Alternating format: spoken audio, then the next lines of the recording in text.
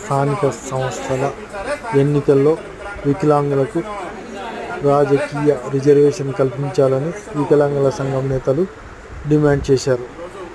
భారత వికలాంగుల హక్కుల పరిరక్షణ సమితి ఆధ్వర్యంలో ఏదైతే ఈ దేశానికి భారతదేశానికి స్వతంత్రం వచ్చి మరి 75 ఏళ్ల నుంచి కూడా రాజ్యాధికారానికి దూరమై సకలాంగుల పాలకుల చేత వంచబడుతూ సకలాంగుల పాలకుల చేత సంక్షేమం కుంటుపడినటువంటి సామాజిక వర్గం వికలాంగుల సామాజిక వర్గం. కాబట్టి వికలాంగులకు కూడా విద్యా ఉద్యోగ రంగాల్లో ఏ విధంగా అయితే రిజర్వేషన్ ఉండదో చట్టసభలలో కూడా రాజకీయ రిజర్వేషన్ కల్పించాలని చెప్పేసి భారత వికలాంగుల హక్కుల పరిరక్షణ సమితి ఆధ్వర్యంలో తెలంగాణ రాష్ట్ర ముఖ్యమంత్రి రేవంత్ రెడ్డి గారి సొంత గ్రామమైనటువంటి కొండారెడ్డిపల్లి నుంచి ఆయన ప్రాతినిధ్యం వహిస్తున్నటువంటి కొడంగల్ వరకు కూడా త్వరలోనే స్థానిక సంస్థల ఎన్నికల్లో ఏఐసిసి ఎన్నికల మేనిఫెస్టోలో కాంగ్రెస్ పార్టీ ఇచ్చిన హామీ మేరకు స్థానిక సంస్థల ఎన్నికల్లో వికలాంగులకు రాజకీయ రిజర్వేషన్ కల్పించాలని చెప్పి రాష్ట్ర ముఖ్యమంత్రి రేవంత్ రెడ్డి సొంత గ్రామం కొండారెడ్డిపల్లి నుంచి ఆయన ప్రాతినిధ్యం వహిస్తున్నటువంటి కొడంగల్ నియోజకవర్గం వరకు కూడా భారత వికలాంగుల హక్కుల పరిరక్షణ సమితి ఆధ్వర్యంలో వందలాది మంది వికలాంగులతో మేము పాదయాత్ర నిర్వహించాలని చెప్పేసి ఈ రోజు భారత వికలాంగుల హక్కుల పరిరక్షణ సమితి మరి రాష్ట్ర కమిటీ నిర్ణయం తీసుకోవడం జరిగింది.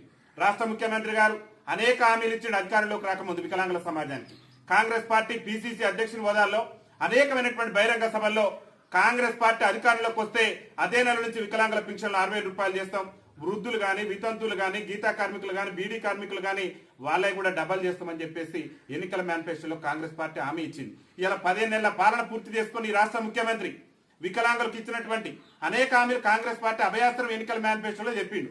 అధికారంలోకి వస్తే ఈ రాష్ట్రంలో ఉన్నటువంటి వికలాంగులందరికీ కూడా 100% రాయితీతోని ఉచిత ప్రయాణ సౌకర్యం కల్పిస్తానని చెప్పిండు. ఒక పక్క మహిళలకు ఉచిత ప్రయాణ సౌకర్యం కల్పించిన రేవంత్ రెడ్డి ప్రభుత్వం వికలాంగులకు మాత్రం ఉచిత ప్రయాణం కల్పించేందుకు ఊస లెక్క పెడుతూ వికలాంగుల సమాజం పట్ల వివక్ష ప్రదర్శిస్తుంది. అదేవిధంగా వికలాంగుల సంక్షేమానికి నిధులు కేటాయింపులో కూడా బడ్జెట్ కేటాయిస్తే రేవంత్ రెడ్డి ప్రభుత్వం బడ్జెట్ లో వికలాంగుల సంక్షేమానికి పైసా కూడా కేటాయించలేదు. అడుగడుగునా కూడా వికలాంగుల సమాజాన్ని అణచివేసేటటువంటి ప్రయత్నం చేస్తున్నాడు.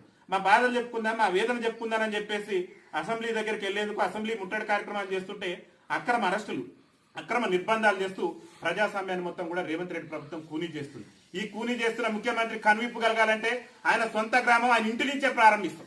ఆయన ఇంటి నుంచే మా యొక్క బాధను మా యొక్క వేదనను ఈ రాష్ట్ర ముఖ్యమంత్రికి తెలియజేయడమే లక్ష్యంగా ముఖ్యంగా రాబోయేటటువంటి స్థానిక సంస్థల ఎన్నికల్లో ఒక పక్క బీసీల రిజర్వేషన్ సంబంధించి బీసీలకు 42% రిజర్వేషన్ కల్పించేందుకు రేవంత్ రెడ్డి ప్రభుత్వం అన్ని ఏర్పాట్లు కూడా చేస్తున్నది. దాన్ని మేము కూడా స్వాగతిస్తున్నాం. కానీ అట్టడుగు నుండి ఈ సమాజంలో దుర్భర జీవితాలు గడుపుతూ మరి బతుకు జీవుడు అంటూ కాలం వెళ్లదీస్తూ ఏండ్ల తరబడి కూడా రాజ్యాధికారానికి దూరమైనటువంటి సామాజిక వర్గం మా వికలాంగుల సామాజిక వర్గం. కాబట్టి మా వర్గానికి కూడా స్థానిక సంస్థల ఎన్నికల్లో రిజర్వేషన్ కల్పించేంత వరకు కూడా రేవంత్ రెడ్డి ప్రభుత్వం మీద రాజీ లేని పోరాటం కొనసాగిస్తాం. ఆ పోరాట క్రమంలో భాగంగానే రేవంత్